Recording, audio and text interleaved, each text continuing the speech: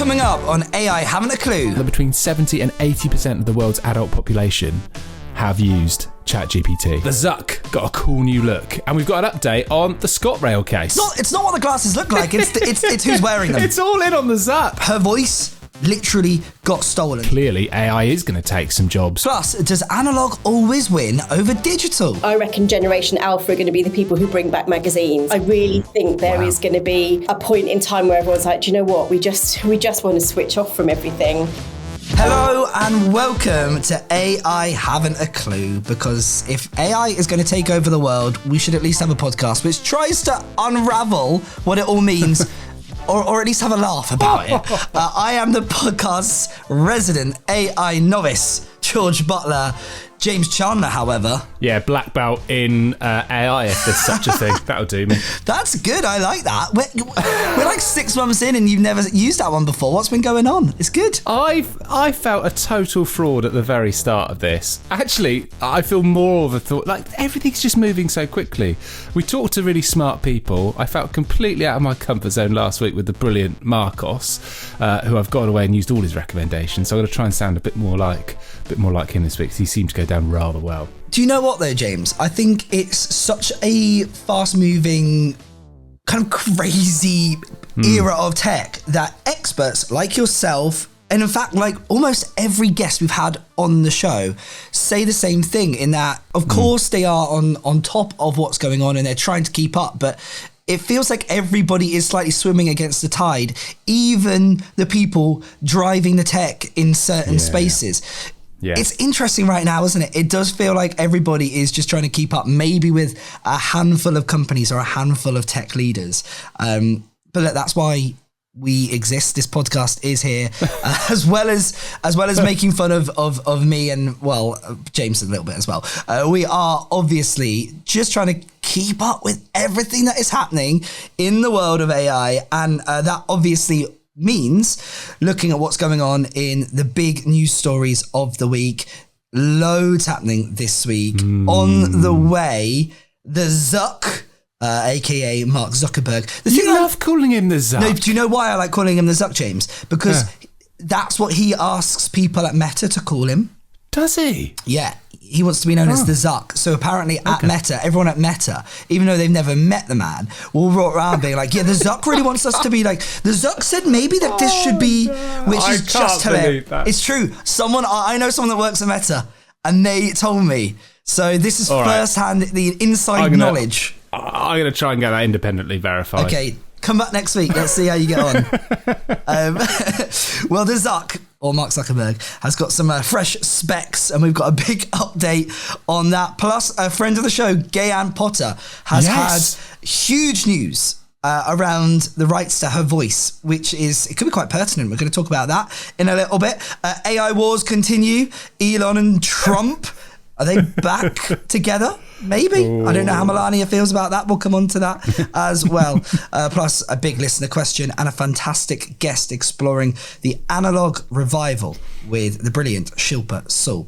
But let's just dive in with what is going on in the wild world of AI this week, starting with yet more huge investment. Yeah, the money just seems to be ratcheting up every single week. So 2 companies that we've talked about a lot before, Nvidia, who make the chips and the hardware, and obviously OpenAI needs little introduction on this podcast. Sam Altman, the CEO, ChatGPT being their biggest product. Nvidia are going to invest $100 billion into OpenAI to make sure that they can support all of the AI processing that goes on in the background, these next-gen data centers as well. They're saying it's a strategic partnership. OpenAI's mission has always been to build this artificial general intelligence, and they think this is going to be a massive breakthrough at scale. So some more big numbers coming in. I know 100 billion is a crazy, ridiculous, huge amount of money.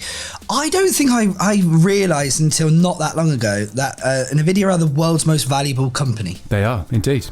More so than Apple or Microsoft or Google. They are the world's biggest business. They're worth over $4 trillion. I mean, but I feel like that not that many people know about them. I didn't really until very recently. Well, this is almost why they're the most valuable company in the world. You know, Apple only need one slightly not great iPhone launch or one slightly catastrophic product thing like they had with Apple Maps, if you can remember that, and share price and value tends to tumble.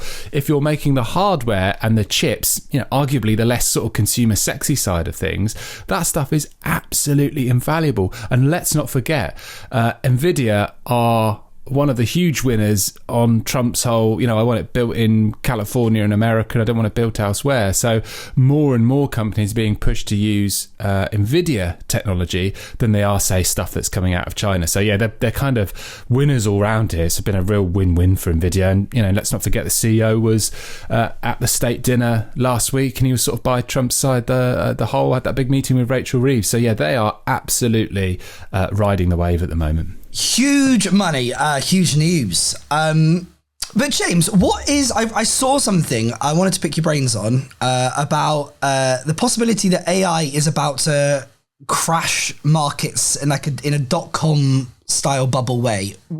Have you seen that, and what does it really mean? Yeah, I did see it. I thought it was a bit of nonsense, actually, and that's not because I'm sort of blindly pro AI. Like just for context, I suppose. So the .com boom, latter half of the 90s, basically there were a load of companies that jumped on the back of the internet becoming a thing. Lots of those companies didn't actually have a product that worked, or in some cases didn't even existed. So lots and lots of investors invested in these companies only to find out they didn't really exist. Guess what?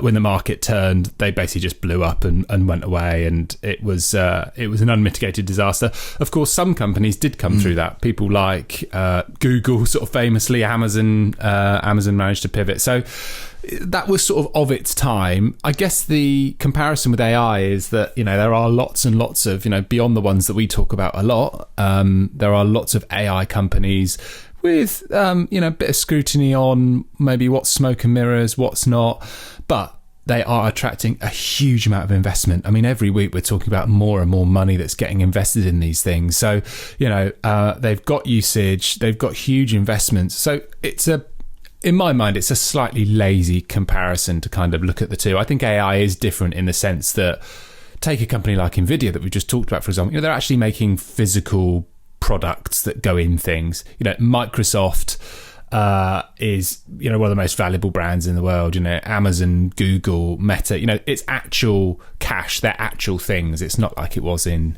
that kind of .com boom. Is there not the other side of the argument though, James? Is there not a lot of investment, as we've discussed over the last few weeks, of investment going into the AI space? There's a lot of hype and a lot of talk, and we've had a few guests on in the past kind of go, there's a lot of talk, but there isn't that much to show or say for it. Like, how much has our lives actually changed? Like, there's a few bits, ChatGPT helps us write a few things, and we can get recipes quicker, but how much has our life actually changed? So there is an argument there that there's trillions being poured into the AI space, and so far maybe not that much tangible output. Yeah, I think you're going to get that with any sort of new technology. When mobile phones and smartphones became a thing, a load of companies popped up. When social media became huge, no doubt there were a bunch of companies that are in the footnote of history that we never even worry about, that got lots of money. It's some of these valuations are frankly insane, and I don't mean that in a sort of Gen Z positive way. I mean, they are just absolutely mad. So you've got to watch that. I mean, it sort of reminded me of Theranos. So that was the company that Elizabeth Holmes, who's now actually serving a sentence for fraud, founded a company, Silicon Valley company, said they were going to revolutionize blood testing. Single drop of blood could cure and give you things for all this stuff. It didn't even exist. It was just this big disruptor in healthcare. They were faking the results. They were using other machines. At peak, they were valued at $9 billion.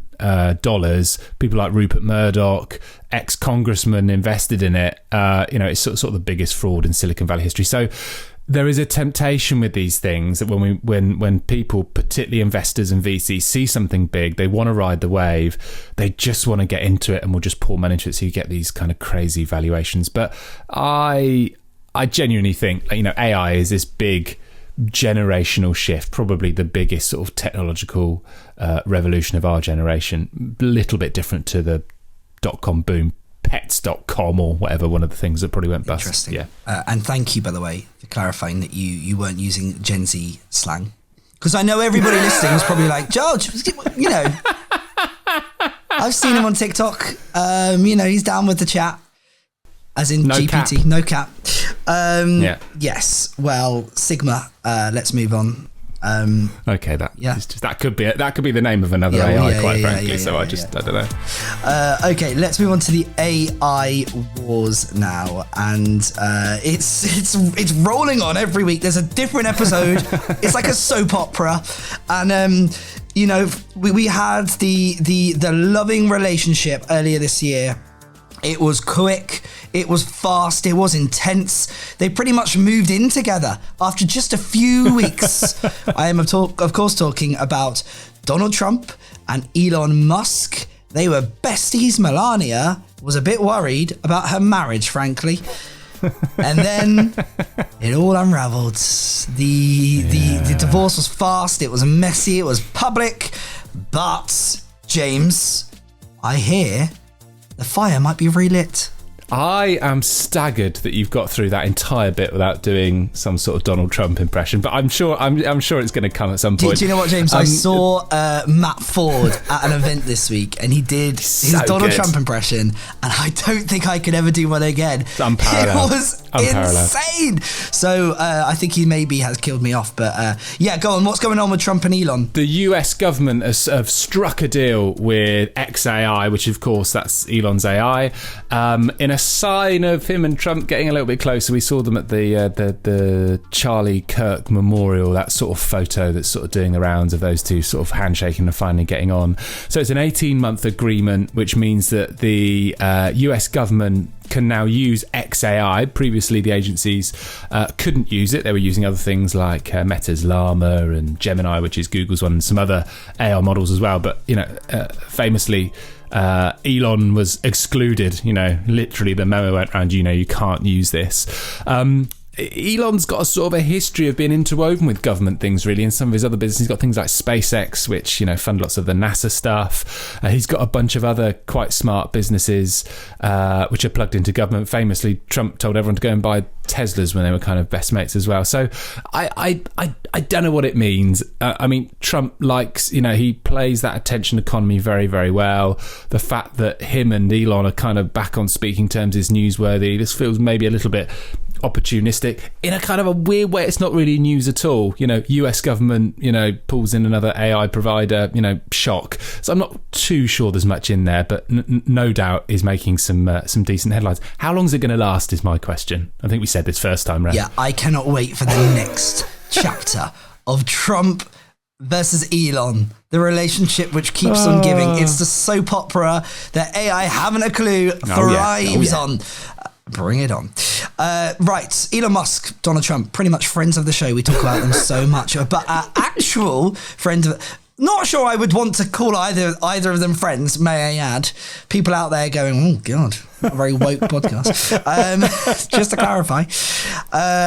Actual friend of the show, however, Gayanne Potter, we've had her on in the past. And, I mean, just to quickly recap, her voice literally got stolen. She signed a deal quite a few years ago with an AI voice tech business. She didn't really know what she was signing away. Next thing she knows, she's heard her voice as the new voice of ScotRail all across Scotland. But it wasn't her voice. It was the AI generated version of her voice called Iona, based off those past recordings. We talked to Gayanne all about this scandal and how she's been trying for years now to win back the rights to her voice.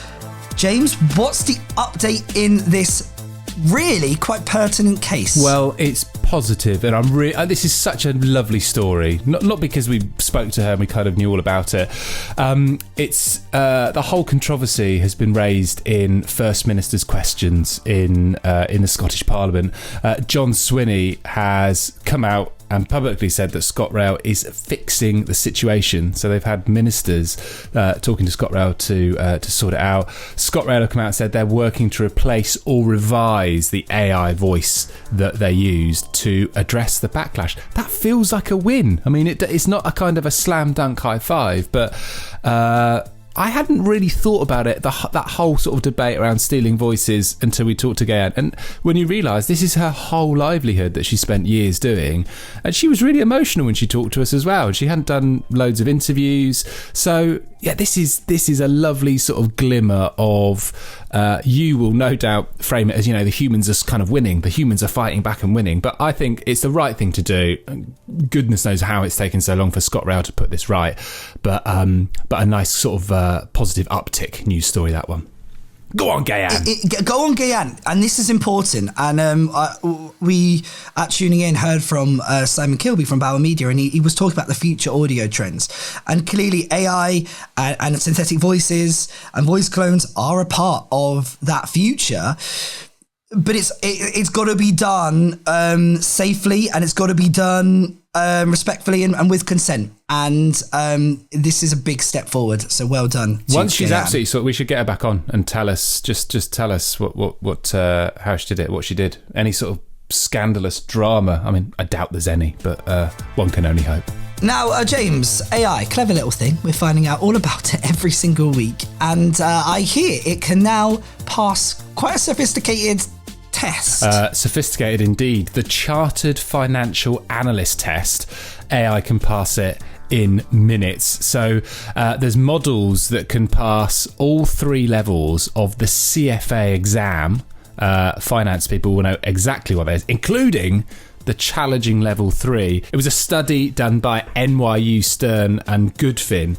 It tested 23 large language models, including ChatGPT, Gemini, and Claude, and all of them basically went through and answered this hardcore level 3 essay question. It looks at things like portfolio management, wealth planning, all those sorts of things. The comparison is quite staggering. Humans typically need around 1,000 hours of study over several years in order to pass this. AI can do it in minutes. But is it that surprising? Like, AI is a broad, huge data set of information. Like, it has it all. Surely it's different things that are required once you pass the test that make that job what it is. I mean, I suppose it begs the question, is our exam system a bit archaic, and actually does it reflect what the modern day era needs? And I suppose that leads us quite seamlessly onto this story about Accenture. Obviously a huge management consultancy business. They're looking to get rid of staff who can't use and understand AI. I find that a bit staggering though. Like show me someone who Accenture has employed, because they don't employ any old people. They employ incredibly successful grads from some of the best universities in the world. I find it interesting that they can't they can't start to retrain people. I mean, the story goes they cut over 11,000 jobs. I mean, that's pretty punchy, in 3 months, and said that more staff could leave if not retrained for AI. Their total workforce fell fairly significantly because of those 11,000 jobs. I wonder if there's another story in this, and I think, and I'm talking about this a lot at the moment, for CFOs and finance people, this idea of efficiencies and cost savings with AI is pretty seductive. And if you only base it on the sort of the spreadsheet and what the pivot table spits out at you, you make a really, really clear decision. But of course, it's not just about that. This is the human endeavour that you're losing. It's the customer service skills you're losing. Like Klarna went all out and got rid of people. So I smell a little bit of the financial team probably wanting to do some sort of cost-cutting exercise, a bit of restructuring anyway. And I just wonder, and I have no knowledge on this, it's purely opinion, I just wonder whether AI has been a little bit of a fall guy here in terms of propping up and supporting some of those decisions that might already have been made. I just find it staggering that you wouldn't be able to retrain some of the best graduates in the world who they hire. Yeah, I mean, I certainly hope so. We have talked to guests before about certainly entry-level roles in these massive management businesses essentially be cut because of AI, and there's not a need to do those rudimental fundamental tasks anymore that grads needed. I do think we are obviously at risk that we talk a lot about AI freeing up the ability to be more creative and more strategic. Well, Yeah, but we also need to get people into the jobs in the first place. So, James, let's hope that you're right. I read a post on LinkedIn which was sort of hard to disagree with, which is like, lots of people, and I hope we're not one of them, are sort of dressing up this idea that AI isn't really taking jobs. It's great. It's the whole Salesforce thing. There's 4,000 jobs which you take away, AI does, but those 4,000 people go and do something else. It just clearly, it's not as binary as that. Clearly AI is going to take some jobs, and maybe we need to be a bit more honest about that. And I say the sort of the royal we as an industry, I think, rather than just pretending that all these people are being found other things. In some cases, it really isn't the case. Yeah, definitely. Big societal questions, I think, we are set to face over the next few years, far beyond the pay grade of us, James. We talk a lot about the good, the bad, and the ugly. That's certainly, in many ways, a bad story. There's a good one this week. An AI tool has helped recover so far £500 million for the government lost to fraud. They are going to be selling this tool to countries around the world, including America, Canada, and Australia. Great news. We've got a brilliant weird story on the way. First, though, let's quickly delve into smart glasses. We've talked a lot. We've talked a lot over the course of this podcast about smart glasses. I am still unconvinced that these things are going to take over the world. Clearly, Meta and the Zuck thinks very, very differently. And there's some new AI-powered smart glasses available. Yeah, Meta are really ramping up with these things. This isn't their first rodeo. Can I just say as well, the glee in your WhatsApp on the WhatsApp group when the demo that the Zuck was doing didn't work. You could just sort of see this huge grin on your face, which you were sort of, which you were enjoying very, very much. For those who don't know, by the way, James, I will just explain. Live on stage, brand new product announcement. Mark Zuckerberg on the stage asking his smart glasses to make a phone call. Pretty simple thing, to be frank. Not a hard thing to do. It couldn't do it. It kept ringing and it was wrong and it was a disaster and it was hilarious. And then he tried to move on and then this ringing sound kept appearing. I loved it. Well, these things, it shows that it's entirely live. They could have stitched it up, but fairly bold to go live. Look, the story is that Meta have unveiled this brand new range of AI-powered smart glasses. Meta Connect is the big event that they do these things at. They already had a big partnership with Ray-Ban. They already had one with Oakley as well. So these are new things that have come out of that. So the new Meta Ray-Ban display, you've got a full color lens on it, 12 megapixel camera. It does video calls. It does messages. $800, so it's not cheap. And then you've got a different Oakley model as well, slightly cheaper. It's their next gen one that they've done. So they're sort of, Meta got sort of dragged over the coals for the whole metaverse, and they were designing headsets. They sort of had this vision of the future where our experience with digital would be a very immersive one, be entirely immersed in this world, big headset on. It was always quite hard to buy into that future that people would just be doing that. I think this idea of both the digital world and the physical world through glasses, you're sort of experiencing both at the same time in a way. The sort of the digital bit lays on top of the physical world is clearly getting a bit more traction. So I quite like this. I think they're pretty cool looking as well. That's the beauty of doing something with Ray-Ban. You get over that sort of okay, cool. James, here's the thing. Right. When Apple launches like a new product, which is like a new to the market, something a bit different, let's take an AirPod or a certain type of headphones or even a phone, the way they market them, it's cool. You look at the ads, there are cool music stars or sports stars or people that you aspire to be or people that they've just got a nice vibe to them in their ads.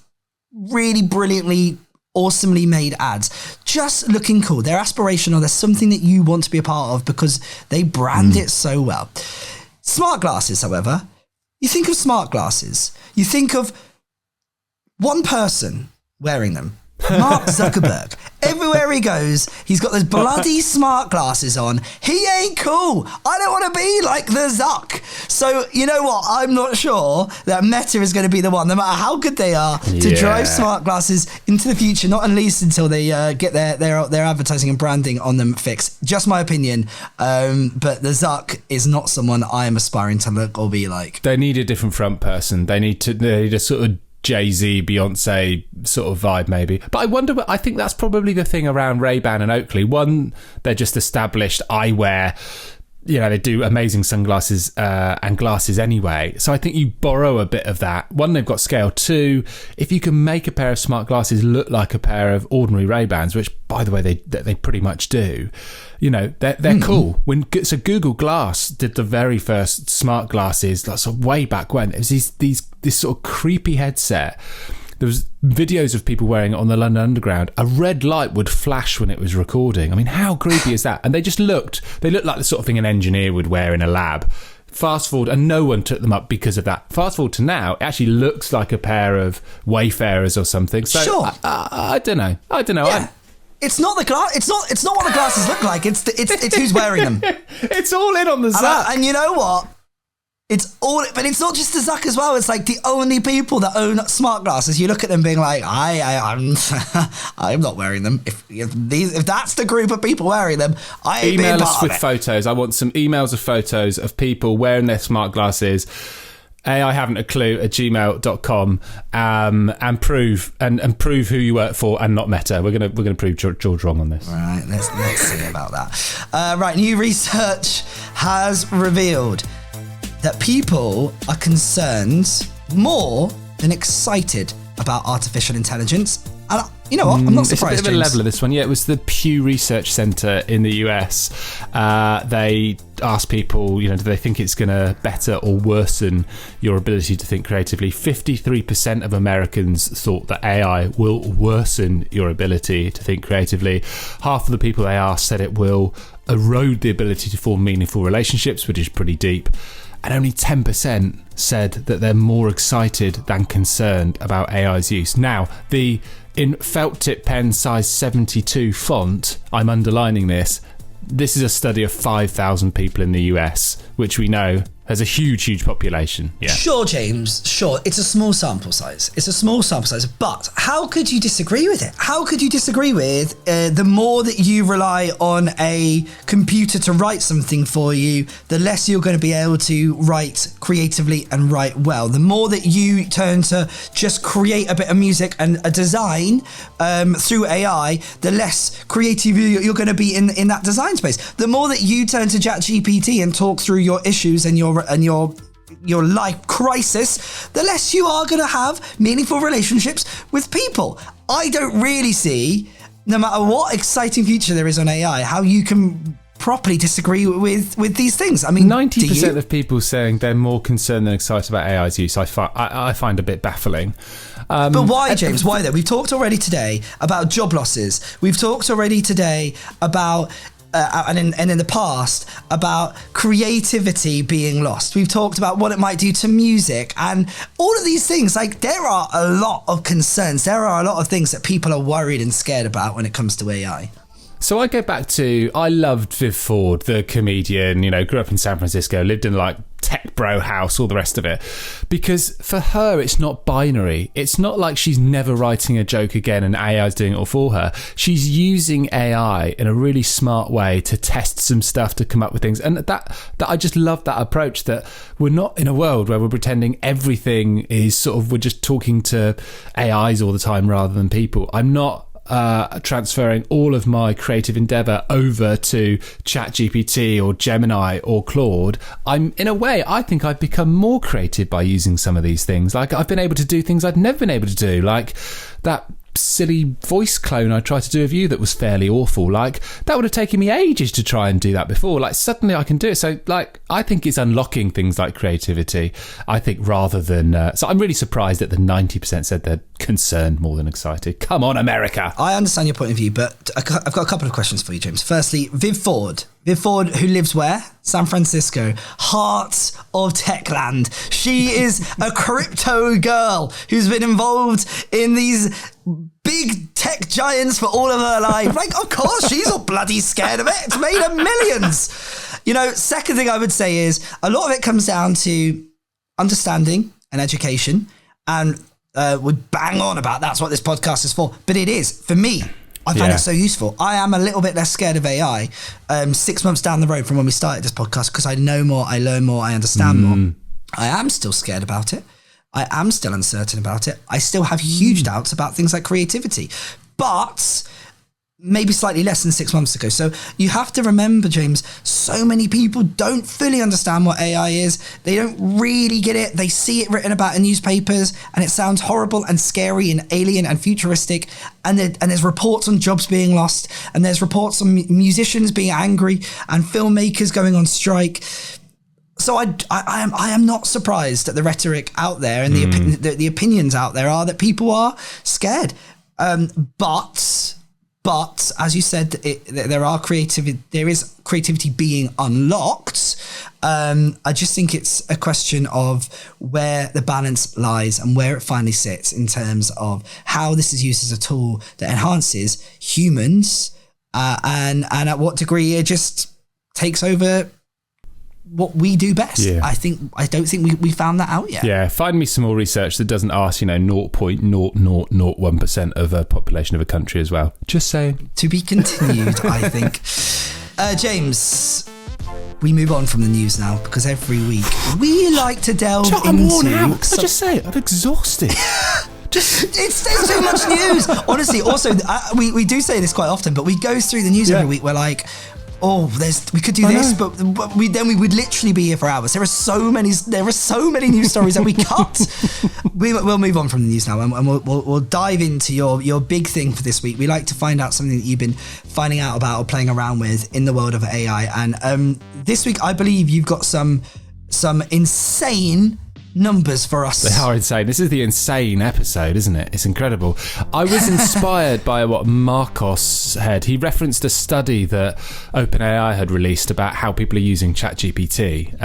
So I thought I'd go away and read it, because he's a very clever guy, seems to know his stuff. Loads of stuff about how people are using it as an advisor to play, all those kinds of things. The most fascinating bit was around the numbers, though, which is just sort of genuinely incredible. So the study says, and I should caveat it, this is OpenAI saying how many users they've got, accusations of marking their own homework, that kind of thing.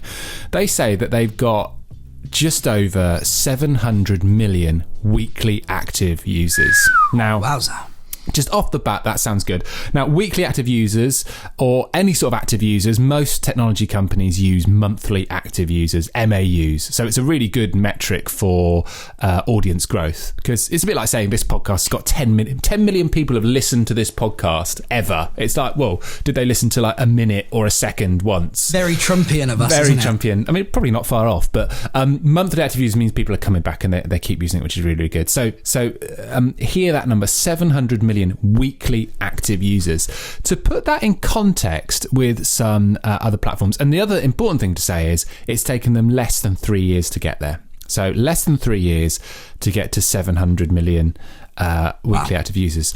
If you look at something like WhatsApp, another massive thing, it took them 6 years to get to that number of monthly active users. For Instagram, it took 6.5. For YouTube, it took closer to 7. For Facebook, it took closer to 8. So in less than 3 years, it's got as many users, ChatGPT, and still skyrocketing, than that it took Facebook 7.5. And there's a bunch of other platforms like, X has never even reached that sort of number. People like Snap, like Reddit, some of these big platforms, nowhere near 700 million monthly active users, let alone weekly. So the sheer scale of ChatGPT usage across the world is incredible. And I was trying to do that thing, that thing that sort of smart people do on the news where they're like, yes, and that was enough footballs to fit inside of 7 Wembley pitches. I was trying to do that sort of compute around how many people in the world that would be. So some very, very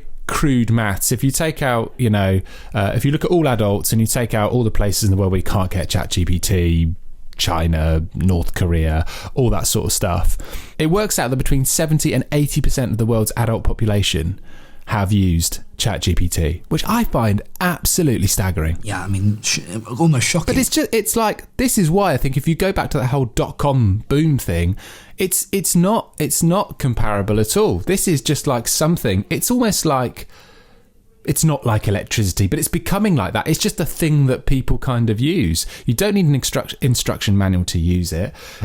All you need is like a Wi-Fi connection, and you can just get in and start using it. And guess what? When you start using it, it's really, really useful. I think they were talking about sessions. People are doing like 23 questions a day on average. I mean, sort of incredible technology. Right. So the big question is, how long did it take the internet to reach 700 million users? Right. So I've got the answer for you. The internet started in the early 90s is when it properly landed and people started to use it. By 1995, several years in, 16 million users. It only passed 700 million users in 2003. So, I mean, that's over a decade to do what ChatGPT has done in under 3 years. Quite extraordinary. Yeah, I mean, it's absolutely phenomenal. The only thing that sort of comes close is TikTok. I mean, TikTok's growth's been fairly outstanding, but still, when we look at this again at the end of the year, ChatGPT would have outstripped that easily. Phenomenal numbers. What a numbers crunchy episode. Go and have a lie down if you've been listening to this and you've got a head full of numbers, because you might need it today. I have a headache. Guess what? It's not slowing down. No, it's not. It's not. And we talk about, without meaning to be Debbie Downer today, we do talk about things like the environmental impact.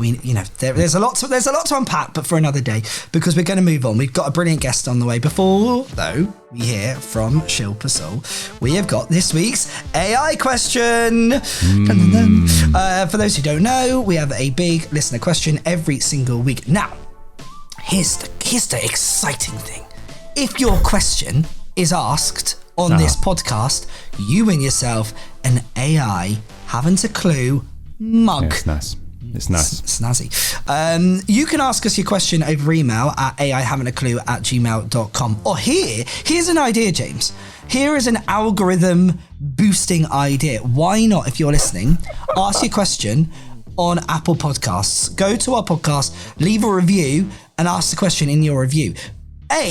We'll see the question and we'll ask it on the show and you'll win yourself a mug. But very nice. B, also, it will help our algorithm. We'll be boosted up the charts a little bit more and, we can help more people understand the world of AI. Chicken dinner. Win-win. Right, this week's listener question comes from Lawrence. Hey, Lawrence, congratulations. You've won yourself a mug. I bet you're well excited. Lawrence asks, when AI is making tech like ChatGPT so great, why is it my Alexa can't tackle basic commands and questions? Well, yeah, it's a very, very good question. Actually, my children were asking exactly the same, because they talk to Alexa in a way that they think it's going to talk to them back like ChatGPT. The basic answer is that the technology in Alexa and the technology in ChatGPT are just two different things. Alexa was effectively built as a smart speaker. Smart speakers are very, very good at setting timers, play me Dave Berry's breakfast show, whatever it might be. They're pretty good at commands, basically. They've not yet had that big upgrade to allow them to do very sophisticated things that ChatGPT can do. Amazon, however, is working on it. They've got something they've wittingly named Alexa Plus coming, which is going to be proper generative AI. So you can be able to hold a conversation. It can follow up with you naturally. It will remember stuff that you say. So if you wanted to find a takeaway, for example, Chinese takeaway, you could order it. You could stick the delivery time in your calendar. It would remember what you had last time, all that sort of stuff. So Amazon, I would say they're playing catch up on this thing, but trying to sort of unpick the Alexa technology and make it into the stuff that we know and love and how we're using ChatGPT is coming. So yeah, watch this space for Alexa Plus. But yeah, effectively they're just two different technologies. One came before ChatGPT, and then suddenly the world has just started using generative AI very, very easily. And I'd imagine there's probably a little bit of frustration when people are barking things at Alexa and it's, saying, sorry, I can't help you with that, in its slightly robotic voice, which will also change when Plus comes along. I'm starting to find Alexa so annoying. It's interesting, isn't it? The more that we get used to ChatGPT, but just understanding what I say when I use my voice app, and it gives me an amazing response. That thing in the corner of my bedroom can't understand anything, can't hear me half the time. It's getting to the stage now where I'm getting frustrated about it. And Amazon Bezos, come on, man, step up your game. And you're Captain Smart Speaker as well, so I'm even surprised to hear that. I love smart speakers. I think they're amazing, and I just hope the technology improves, because I think people are starting to get a bit annoyed with them. Yeah. That said, a question for you, pub quiz question for you: what is the most used application from a smart speaker? I would say it's either the radio or it's set an Okay, alarm. well, you've got it right. Well done, you got it right. You ruined my big reveal. I hope you're happy being all expert and clever. Shock. But yeah, it's listening to the radio. Shocking that I would bring that up, isn't it? Shock from George Butler. Who'd have thought? But there we go. It's radio. Well done, Lols. Enjoy your mug. Yeah. Enjoy your brew out of your AI, having a clue. Thank you very much. If you've got a list of questions, nice. yeah, good, that innit? Leave us a comment on Apple Podcasts. I like Spotify. It's great. All other platforms really good too. If you listen there, thank you. Crack on, keep listening there. But Apple seems to just be loving us a bit more. So indeed, leave your comments there. Okay, right, time now to be joined by a brilliant guest. Shilpa Saul is a board-level director with global experience leading campaigns for some of the world's most iconic brands. Shilpa is now part of the Unmistakable, a trusted DEI partner to ambitious organisations. Their work is all about building the confidence leaders need to have an unmistakable impact on culture and creativity. And James had a lovely chat with Shilpa, where we explore what all of that means, how AI is reshaping culture, and where brands can find the balance between technology and authenticity. Shilpa, thank you so much for joining us on AI Haven't a Clue. I mean, we talk to so many different people, kind of AI experts in their field, I guess. They're either academics or they're creative, they're affected by it in some way.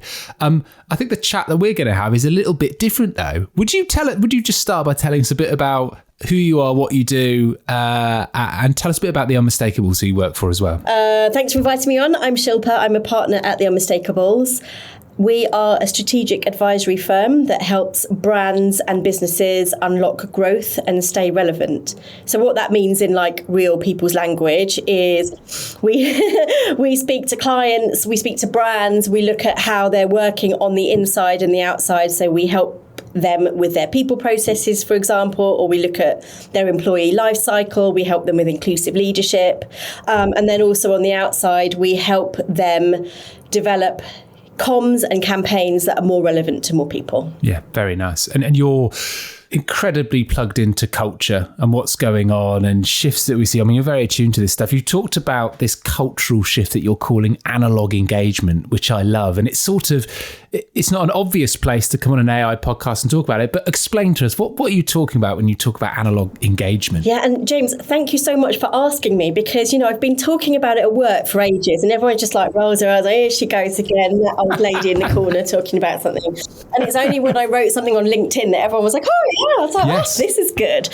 So it's really just something that I've been noticing over the past, let's say 5 or 6 years, that's really been driven by observing my children and other young people and how they're really craving real, touchable, feelable things. So both my daughters, who are 16 and 14, have had record players for a couple of years, and really, always ask for vinyl for Christmas and birthday presents.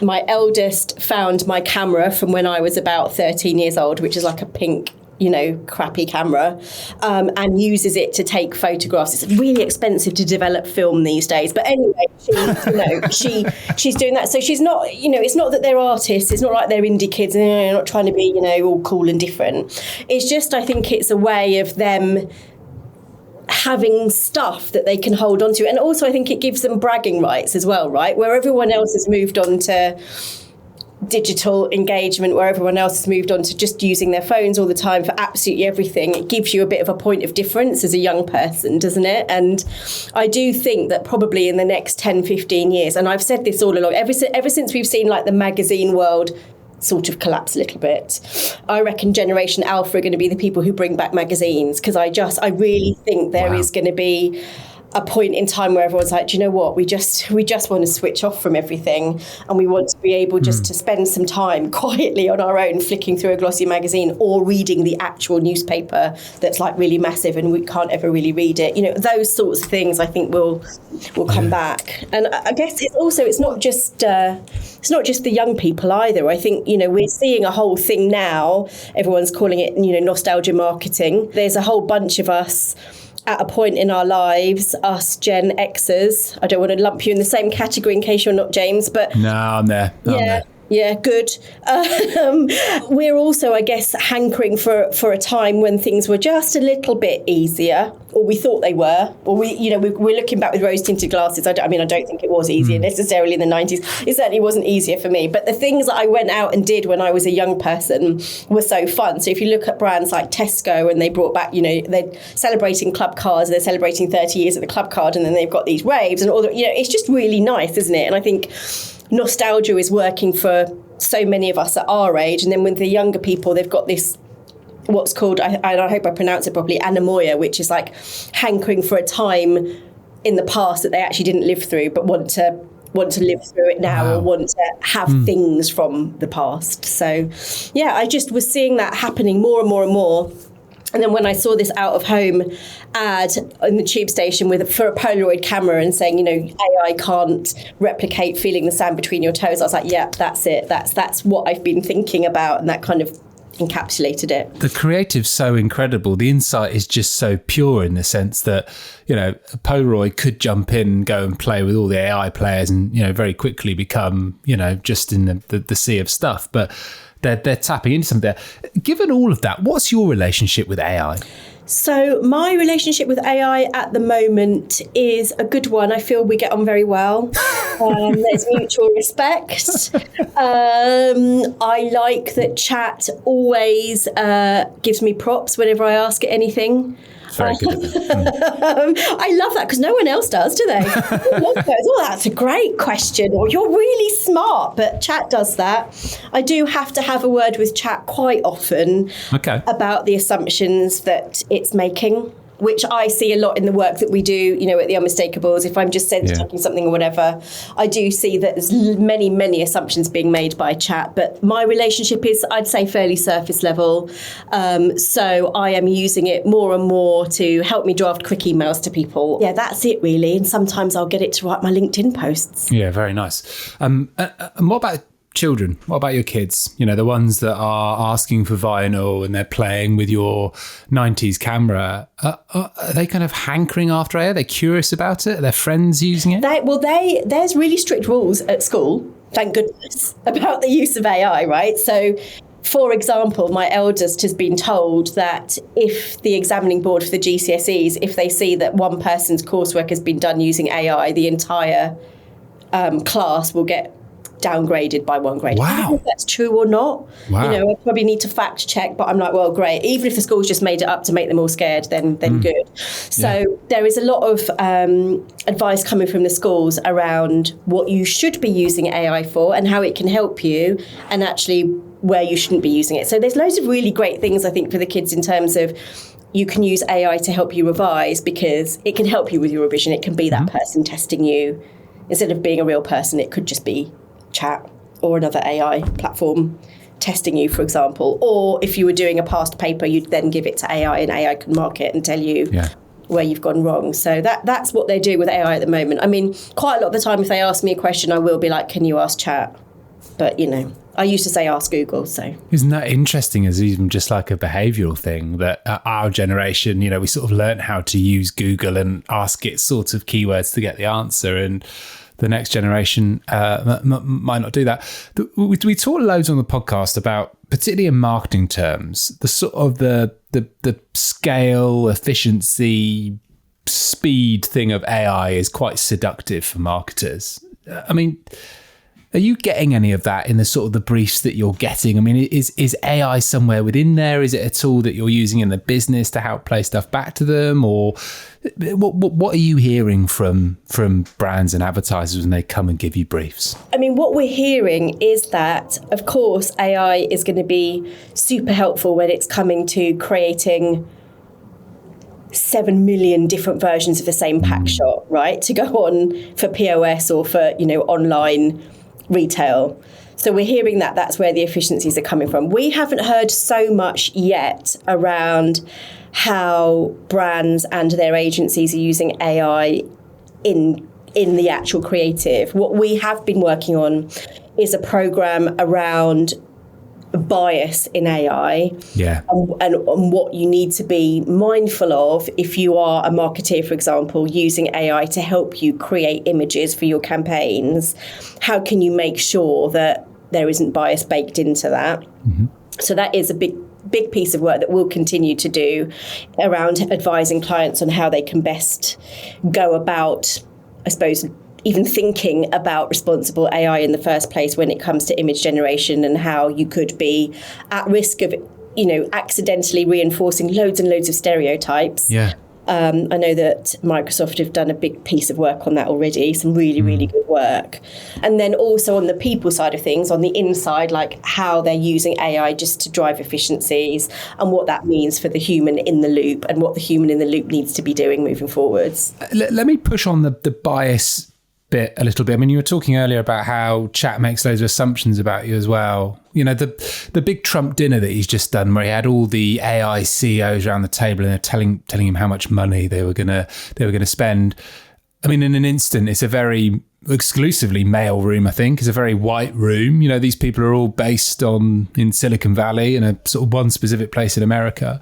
We've talked on the pod before about how women in particular are sort of chronically underrepresented in some of these models because the model's feeding off history, and, history hasn't been particularly kind or balanced at all to women and minority groups. Is that what you mean when you're talking about kind of bias and representation and stuff like that in AI? Yeah, a little bit. It is. I mean, we are seeing very real examples of when you're asking AI to create images, or when you're asking AI to write a piece of content or whatever, there are masses of assumptions that go into that.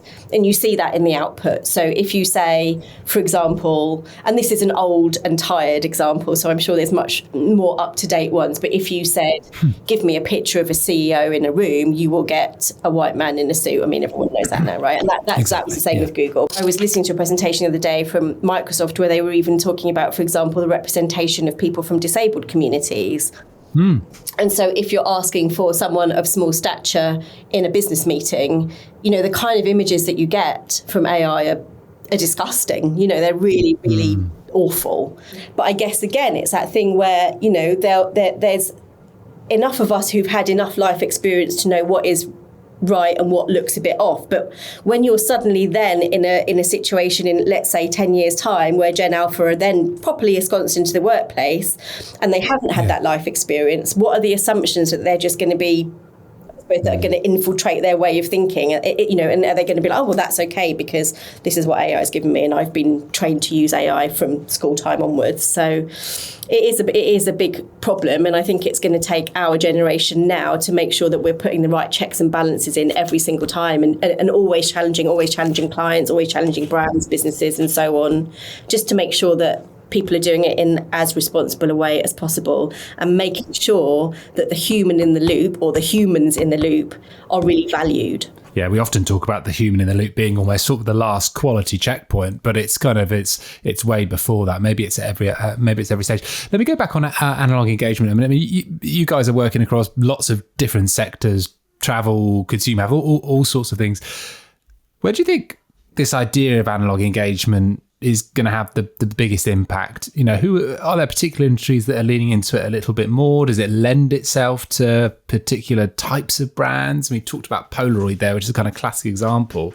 There's a balance, isn't there, between sort of going all in on this new brave AI world and then clinging on to something that's sort of quite meaningful. Yeah, exactly. And I think it's so interesting that just in the past week alone, like we've seen, for example, Monzo have opened a bookshop and they've got a Monzo book. There's many brands who I think are going, hold on a minute, we shouldn't move too fast. We actually should be taking a couple of steps back and go back to kind of experiential marketing, going back to consumers actually being able to touch and feel our products and engage with us in a more personal way, because I think that that's where we talk a lot at the Unmistakable about authenticity, relevance and credibility, and I think that's where you get those elements. You get them from real life experiences, real interactions.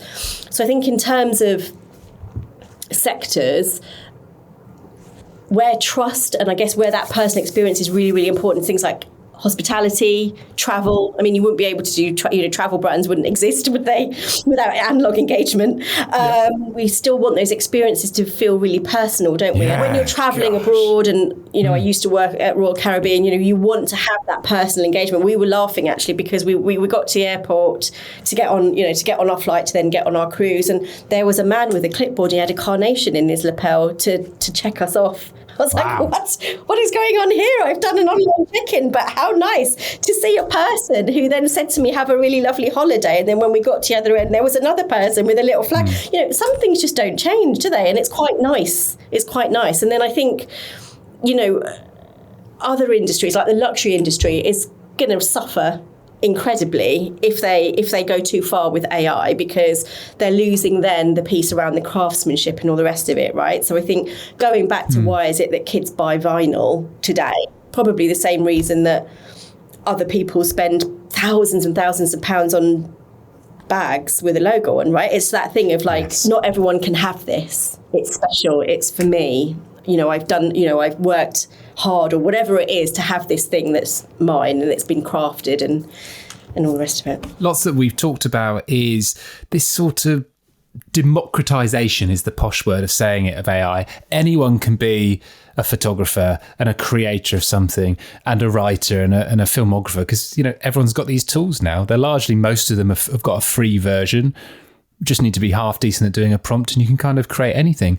And that leads you on to this kind of AI slop argument. It's in our LinkedIn feeds, it's in our, but it all looks kind of the same, and it's all because everyone can do it. And there is something, isn't there, in having something unique? What do you think about, because I love that idea of the guy with the clipboard and the carnation in his lapel. What do you think about Gen Alpha and Gen Z? Do you think that's going to be important to them as well, or will they just grow up in a world where that sort of thing's a novelty? Well, I think it will be a novelty, but it will be a novelty that they'll remember, right? And they'll associate it with a brand and so on, and it may encourage loyalty and, ongoing engagement. I think the piece around democratization that you've made is really interesting, around anyone can therefore be a writer or an illustrator or a videographer. That's not necessarily a bad thing, right? Because at the moment, as we know, especially the creative industries, has been quite gatekept, hasn't it? There's only certain people who can really get into creative industries and then thrive. So actually, I don't think that's necessarily a bad thing, that AI is going to level up quite a lot and enable lots of people to get into industries that they weren't able to get into before. So I think actually, if anything, it's just encouraging everyone to up their game, isn't it? It's like, why are you here? Are you here because you actually are a craftsperson? Or are you here because you just had the right stepping stones along the way? Yeah, you knew the person who recommended you, and you look like the people who did the job for the last 10 years. Yeah, that's a great point. It really is a leveler. We sort of ask the question to almost everyone that comes on. What sort of fills you with dread around AI, and what sort of gives you hope and keeps you excited about it? Dread is sameness. Just everything being the same and no one valuing difference of any sort. That's what worries me. What excites me is that all of the amazing things that can be done with AI in relation to medical, it has such potential for good, doesn't it? And it's just about making sure that, as I said earlier, that there's the right checks and balances so that it doesn't become like, these three men in a room now controlling the world through AI. Shilpa, that was brilliant. Thank you very, very much for coming on. I really appreciate it. Oh, thank you. Thanks for inviting me. Oh, James, lovely chat with Shilpa. That was good, wasn't it?